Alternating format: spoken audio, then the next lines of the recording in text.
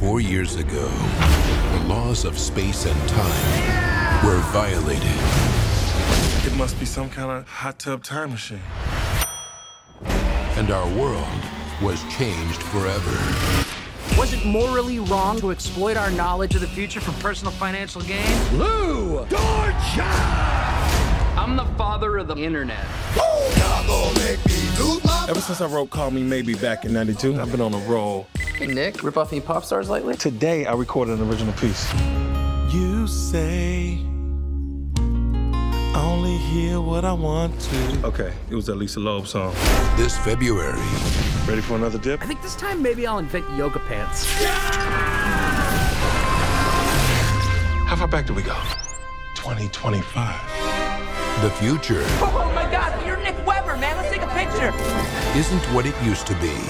I still like your music. I know you're falling on hard times. Hard times. Would you please do the Weber strut? The what now? Everybody, strut. You're like picking dicks out of a tree. It looks like dick picking. I can't wait to see your future, Lou. Where's divorce? Kelly, where's soulmate? I should have married you. At least you didn't hit rock bottom. Jesus. You look like Gandalf the Poor. You look like a minor Tyler Perry character. I kind of like this. I want to hit you into the corner pocket. We need to find the point in time where things went wrong and fix it. Here we go! So far, so good. Back in the tub. Back in the tub. Lou! It smells like hatred. The only thing he put in his body was like Doritos and poison. I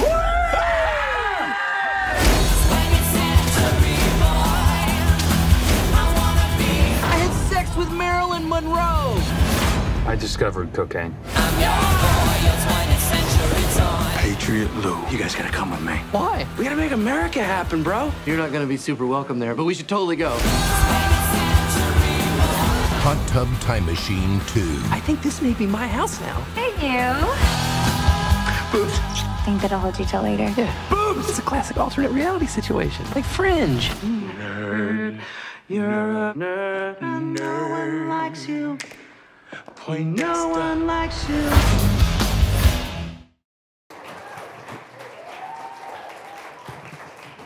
I won.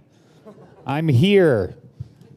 I'm glad they showed the trailer that I'm barely in as an intro for this talk. Perfect. Welcome, Adam Scott. Some of you are in that trailer more than I am.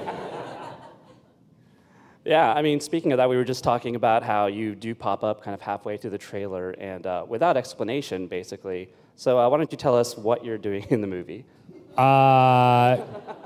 I play John Cusack, who is in the first movie. I play his son in the future. They go to 2025, which you might want to check my math on this, is I believe 10 years into the future. And they are looking for him, but instead find me because I have the same name. And that's where the adventures begin, involving me. Tell me about some of the adventures. What are some of the hijinks you guys Oh get into? boy, there's hijinks, there's tomfoolery. We go to it's the future, so game shows and reality TV have all kind of gone off the deep end, and things have gotten even more sensationalistic and kind of morally corrupt. And so there's this game show called Choosy Doozy where you put on virtual reality gear and you just get abused. What else? I take some futuristic drug. I'm a very kind of innocent, it's a big world for my character. I'm kind of like finally hanging out with guy friends for the first time, and I get some futuristic hallucinogen attached to my skin and become a drug-crazed maniac for a little while. It's a great movie for kids. One thing that I understand happens in the movie is that you spend a lot of it wearing a skirt. Is that correct? Yeah, well, a la Kanye West, I have a skirt on. We're supposing that in the future it becomes fashionable for men to wear skirts. So I wore a skirt for the entire summer that we shot this movie, and it's incredibly comfortable. I would recommend it for any man out there who wants a little more ventilation for his balls. Sorry. So skirts are in fashion, and reality shows have gone nuts. Yeah. What are the other big headlines from 2025 that we can expect? Well, coincidentally, Jessica Williams is the new host of The Daily Show. We called that one. You guys are 10 years early on that. Yeah, I think she said she's not going to do it, but just the fact that there's a different host. What else? Who's president? President. I believe the president. I think at some point in the movie someone mentions President Kardashian. I'm not sure. I don't remember who the president was. I don't know if it's mentioned. Let's just say it's a Kardashian. So your character is the son of John Cusack's character in 2025. Do you get to time travel at all, or do you stay in 2025? Spoiler alert, I do get into the tub at some point. But you can't say what you do in the tub. No, it would spoil, I mean, who cares? But if I say why, it would spoil something in the movie. Yeah. Another thing that I know that's in the movie is there's a reality show called Toddler in the Wild. Oh, yeah. Yeah. I love the title, and I assume I love the premise. Can you tell me what the show's about? Well, it's when we're at that game show, Clark Duke asks me, he says, what is this? And I say, it's the #1 show on television. He says, what are some of the other shows on television? And we actually just improvised this scene where I started rattling off the other shows that are popular in 2025. And there's Daddy, where are you? Toddler in the Wild, Exploding Building, which is just buildings exploding. But there are children trapped in the basement and they have to figure out how to get out. Again, great movie for children. Will there be a Party Down reunion in 2025? Yeah, maybe it'll probably take that long to get everybody's shit together. Other than obviously Hot Tub Time Machine 2, what are some of your favorite time traveling movies? Oh, well, Back to the Future is kind of an easy one, right? That's a perfect. I feel like back to. This is not a unique thing to say at all, but I do think that Back to the Future is a perfect movie. They say a movie, for a movie you want a movie to be 4 quadrants, meaning you get all 4 quadrants of the marketplace. It will appeal to all 4 quadrants. That means you will make the most money or whatever. But I feel like Back to the Future is like a 16 quadrant movie. Like they figured out how to appeal to everybody and everybody that they know. Like there is something for absolutely everyone in that movie. But aside from that, it's also just a perfect movie story-wise. The comedy is really funny. It holds up so well. The effects are still pretty good. It's just a perfect movie. Looper, I loved. With Bruce Willis. With Bruce Willis and Joseph Gordon. And also Primer. Did you ever see Primer? Yeah, that really indie sci-fi. Yeah, yeah. Did anyone see Primer? That one guy. Yeah, there's someone right there. That's a really all the nerds complex, are like, yeah. It's a really complex movie. It's very nerdy. It's so good. It's so good because it really kind of, it's really what time travel would actually be if someone figured out how to do it and discovered it. And it shows you what a disaster it would be from the very start. Right. It's really, if you're into kind of thinking about time travel in a nerdy way, it's a perfect movie for you. And Transcendent. What's the new Ethan Hawke movie with he and it just came out? Predestination. That's really good too. Did you see it? Yeah, it's really good, right? Yeah, that's a good time travel movie. It's funny that you mentioned Back to the Future, because the first Hot Tub Time Machine has a fun little in-joke. Crispin Glover is in it. Oh, right. Playing the bellhop. Right. Does the second one have any sort of fun references, either to that movie or to other? Yeah, at one point we were going to shoot, as the credits were rolling, we were going to shoot a trailer for Hot Tub Time Machine 3, which would be a Western, and have it be shot for shot like the end of Back to the Future 2, where they show that trailer, yeah. But they just ran out of money. And so you shot the movie in New Orleans over the summer. Yeah. With a lot of fun people. I mean, obviously Rob Corddry, Clark Duke, Chevy Chase is in it. Yeah. Craig Robinson, of course. Yeah. Must have been a lot of fun off camera, spending your weekends in New Orleans with all these crazy people. Yeah. Honestly, I usually flew home on the weekends because I have kids. But I heard a lot of stories about how I would come back and like Monday morning, everybody would just be like, oh, God. And what are some of the stories? Can you share any? I don't. Everyone's just drunk, It's New Orleans, so I honestly didn't really. I wasn't really there for a lot of the crazy parties. Yeah.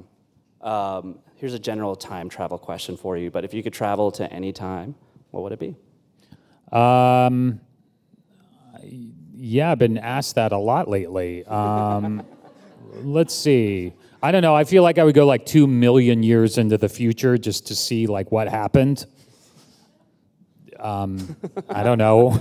Where would you go to the past? See, I think going to the past is dangerous, future, right? You would go to the past? I'm not sure, but I guess those are the two answers. You'd either pick the future or the past. Yeah. So I feel like you could screw things up going to the future as well, though. Could. But I think 2 million years in the future, you can see like humans, how we actually end up evolving. Like no one would have a brain anymore. We would all just be like hooked up to a central database or something. That's a terrifying future. I don't know. Well, speaking of time travel, Parks and Rec, where the final episodes are upon us. Yeah. And the show is currently set in 2017, a few years into the future. Yes. Which future do you think is more plausible, Hot Tub Time Machine 2's or Parks and Rec's future?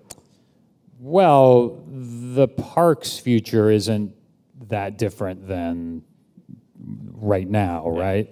So probably that one. Yeah, the Parks and Rec future has Grizzle.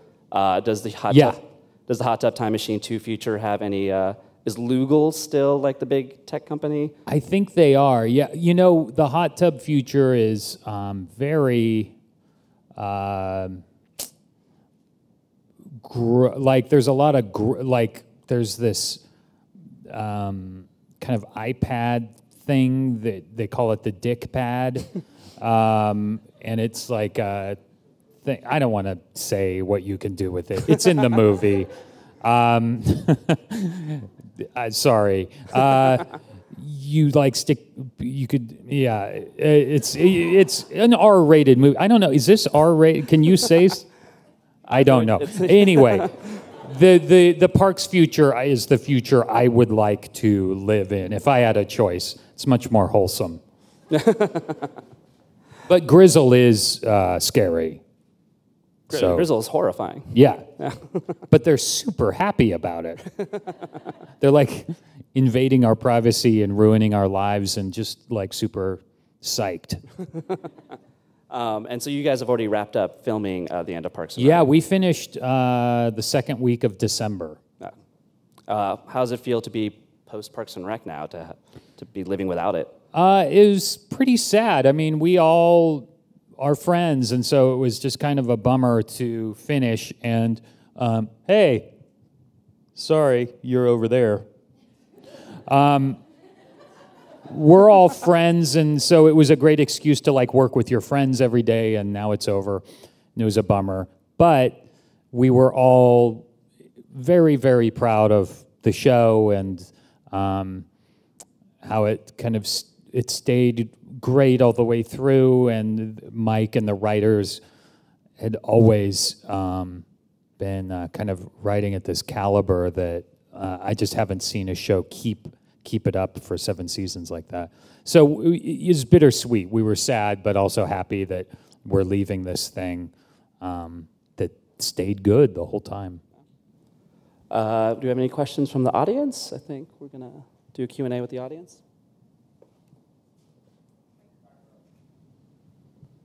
Hi, can you tell us who has influenced your comedic style?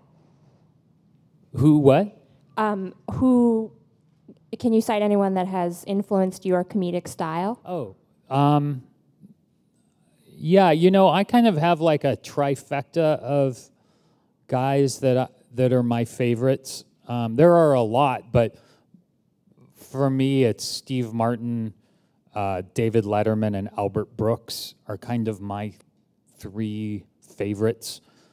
And then there's like Bill Murray and Woody Allen and everybody. But for whatever reason, those are the 3 guys that always really just kind of effortlessly struck a chord with me where, you know, there's those ones that you don't even have to, there isn't a step involved in getting to that like laugh. You just feel it right when you're watching it, like they're speaking right to you.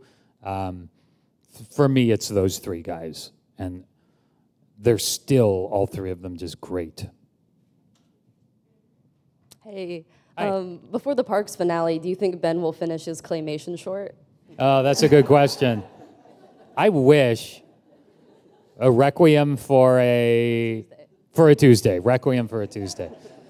I wish he finished that thing. I'm not going to spoil anything, whether he finishes it or not, but that's a great idea. Because we could make it like 3 minutes long rather than 12 seconds or whatever. Hi. Hi. For you as a regularly working actor, how do you balance, you mentioned you have kids, like how do you balance family life and work, especially when you have to go out and on location? Yeah, it's hard sometimes. I'm about to go to New Zealand for 2 months, and it's, you know, hard. They're going to come visit.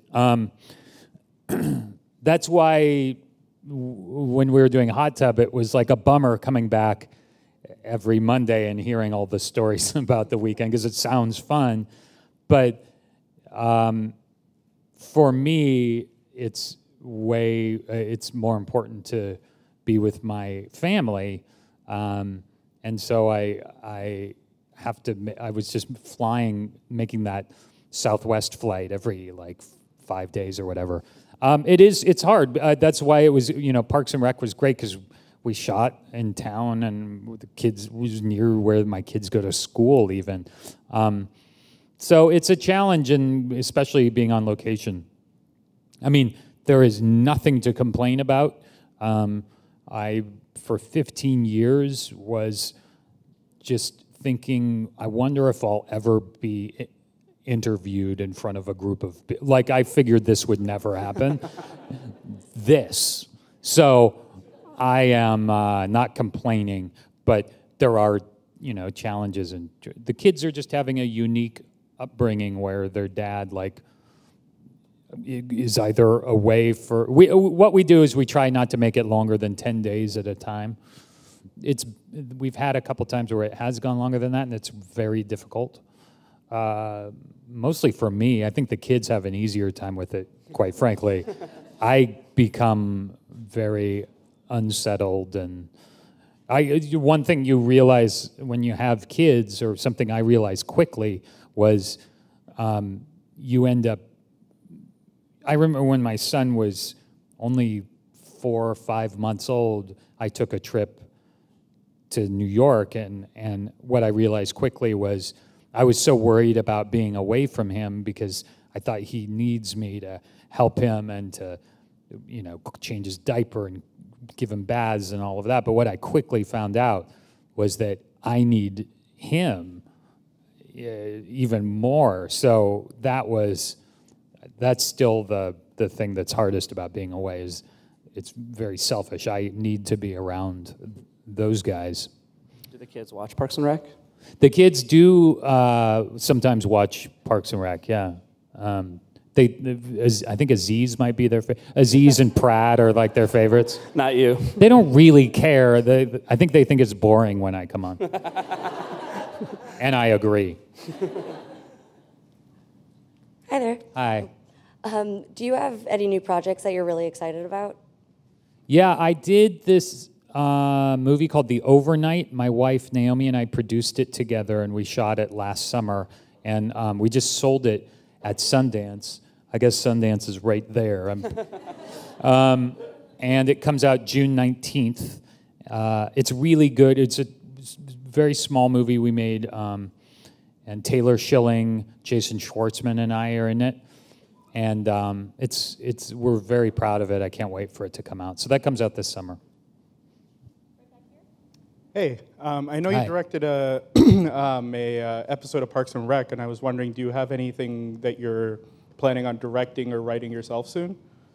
Yeah, I want to direct a movie. I was going to direct a movie that was going to be shooting like now, but then I ended up kind of bailing on it just because I wasn't totally feeling it. But I was going down that road with it, and it was exciting. I just kind of decided it wasn't exactly right for me. So yes, I want to make a movie, but I don't know what yet. I want to find the right thing. But yeah, that's something I'm super. I know it's cliche for an actor to want to do that, but I really want to. And the little directing I've done is super, super fun because for me, my favorite thing to do is watch TV or watch movies. And when you're directing, you're sitting like this and you have 2 or 3 TV screens in front of you and you're watching it. So it's like watching TV, except you get to go in and make it better. So you like watch a take and then you go in and change a couple things and come back and then watch it improve or get worse, whatever it is. But it's so satisfying. Because, when you're watching something and it's not quite right and you're like, oh, why didn't they just... Well, in this case, you can. You can go in and change stuff. And so it's super fun for me. So I hope at some point I get to do that. I think we have one more. Hi, can you describe what it's like working with the great Amy Poehler? Yeah, working with Amy is as great as you would think it is. She's a really generous performer. She's obviously funny. But above all, I think she's just a great actress. And we got to do a lot of great stuff together. We had these great scenes written for us. And it never got old. It was always, I always looked forward to doing those scenes, and she would always surprise me. It was a really special relationship that they wrote for us, and we treated it as such. We knew how special this was, and I miss it. But it's great. I think how the show ends, it's really satisfying and is a kind of beautiful way to kind of wrap up the show, and also the way they kind of wrap up all of the relationships is great. I don't want to give anything away, but it's great. But yes, it's terrific working with Amy, and I miss it. Is that it? Because I feel like I could talk to you guys for hours. I think that's it, unless anyone else has any other questions. But thank you so much for coming, Adam. There's Scott. one We there. got one more.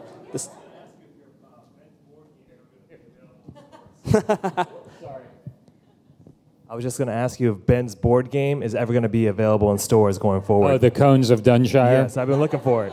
I actually just came from a thing where a MTV bit we just shot where we were playing Cones of Dunshire. Did you win? It's so confusing.